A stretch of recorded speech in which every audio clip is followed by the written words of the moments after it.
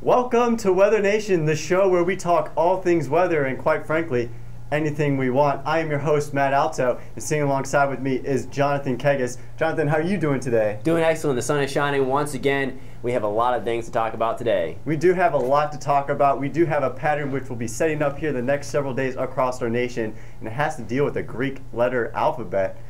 Do you have any clue what that could be? I have no idea. I just hope it doesn't deal with saying the alphabet backwards, because I can't even say our alphabet backwards, so we'll have to see what that's all about. Yeah, neither can I, but you know, that's okay. But we also have sports and weather to talk about today. But before we get there, let's send it over to the wall where we've got Kyle Borkins to talk us about our current weather situation. Kyle?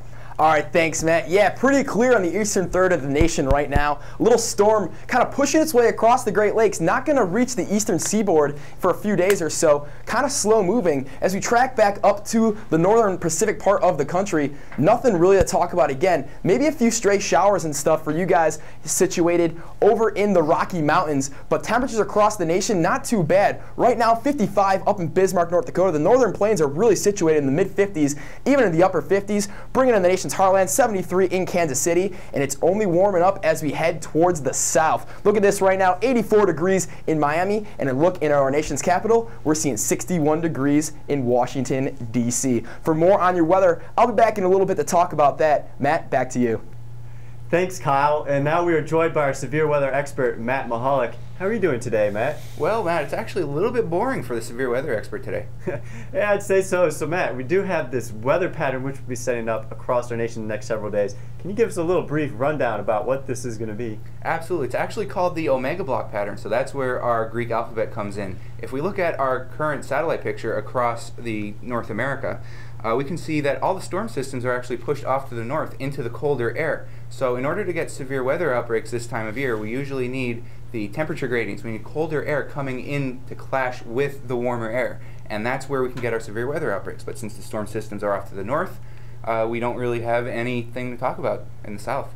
So what does this have in store for us for the next several days? Right. If we look at our upper air pattern, you can see the omega block clearly becoming evident as the upside down horseshoe, that upside down letter U, where the colder air is pushed down into the west and to the east, the warmer air is stuck in the Midwest. So although in the west and the east we don't really have to worry about any warmer air intrusion, we are going to have to worry about the occasional light sprinkles, but definitely no severe weather to talk about. And severe weather, this time last year we did have an outbreak, and it was actually called the Good Friday storms, where we did have 69 tornadoes reported in parts of Georgia, Alabama, the Carolinas, and Tennessee. That's right. There was clearly no omega block pattern shaping up at that time of the year last year, but we won't be seeing anything like that over the next few days. Right. Some of those storms were pretty strong. A lot of minimal damage with those tornadoes last year, but we did see a few EF3s and even an EF4 last year. But now that's it about what happened this time last year. But now let's send it over to Jonathan Kegas to give us a brief down on what's happening this weekend. Well, thank you, Matt. And that omega block is keeping things in check, as our experts said. Just looking like a weak cold front coming down from the north and to the east. It will cool us down just a bit. But as Matt said, just some light showers associated with this. And this will continue to move down. But until that happens, some warm air will be funneled up into the northeast, as we have a high pressure system centered just off the coast of Florida. We do have a little small disturbance coming in off the coast of California that can bring some wet weather up to the northern part of the northwestern part of the United States. So for now, we will send you off with some good weather to deal with for the rest of the weekend, and we'll be back in a minute with more.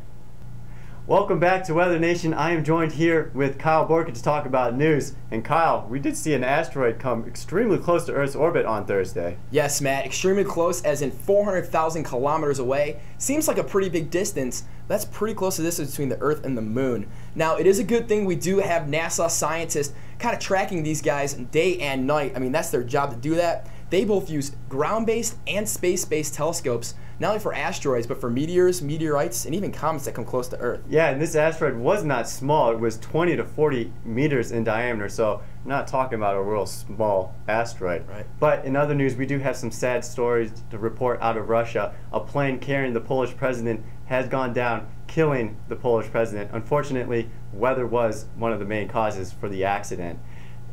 At the time of the crash in Russia, indications show that dense fog was present before the plane went down. The visibility at ground level was only a couple hundred yards at the time of the crash. However, the skies were clear above during the plane's descent. The plane did try to make 4 attempts to land, but unfortunately on the 4th attempt, the plane went down, killing not only the president of Russia, but also many Russian, Polish officials.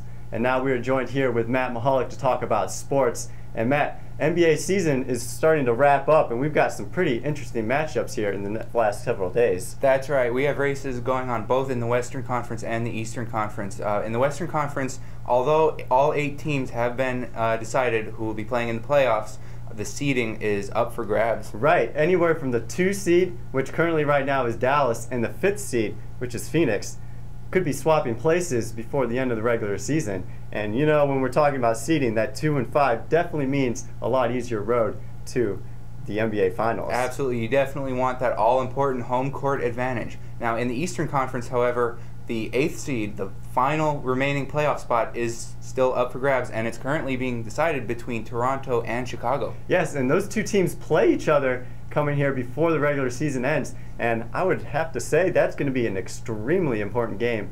And you know, for the Cavs, they've got their number 1 seed all locked up, but they've been resting their players, so things will be getting better. But we could see some pretty interesting matchups here into the playoffs, especially into the Western Conference, where the first game we could see number 1 LA Lakers play the Phoenix San Antonio Spurs, which was an NBA Western Conference final matchup several years ago. Absolutely, and after the excitement of the college basketball tournament over the past month, it looks like the NBA looks like it's ready to deliver itself. And in the Eastern Conference, we aren't really sure what to expect because we've seen a lot of the normal contenders, such as Philadelphia, New York, teams like that, haven't even made the playoffs this year. No, they haven't, and it'll definitely be interesting to see. And also interesting is the Masters golf tournament currently going on in Augusta, Georgia.